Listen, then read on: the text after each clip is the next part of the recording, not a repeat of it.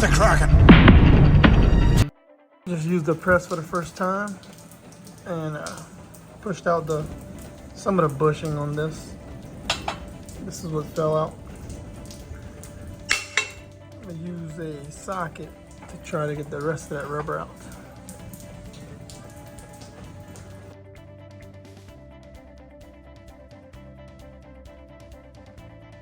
Cool, that worked.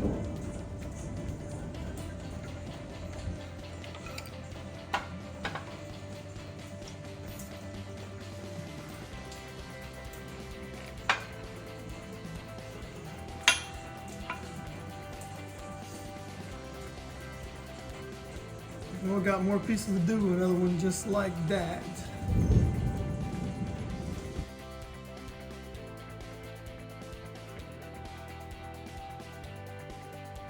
Got him.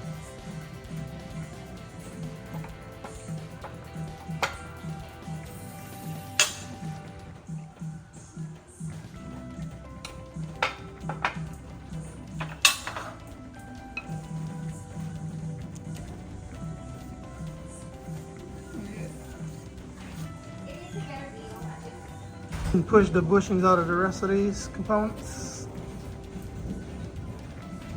with that guy right here. I'll be honest, before I started jumping into this, I didn't know what I was doing. So these bushings need to be pushed out one way. And they have some C-clips in there, which now you can see on the other side. They need to be pushed out going this way. I had it the opposite way and it just broke it. So Mazda does put these dust covers on that using a little small flat blade screwdriver, you can easily dig them out. Oh, live and learn. I can either rob another one off my other RX-7 and buy some aftermarkets for that car, or just try to find another one of these OEM. Like I said, I knew where to get another one, and we'll pull this one out the right way this time. I had to get a little crafty with the upper control arm, but I mean, it works.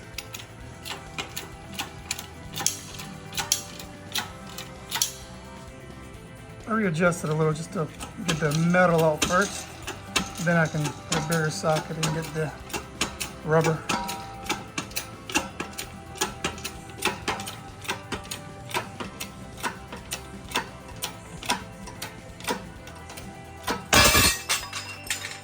Oh, it worked. Once I got all the bushings out, I sent off the control arms for the rear to get powder coated black. And they came out pretty good. We dug the bushings out and they were already labeled.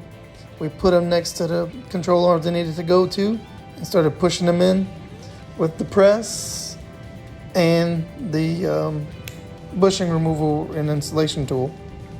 Well, there's a weird thing about the lower control arms and the trailing arms on the back of the RX-7s. And a better solution seemed to be just getting these Megans.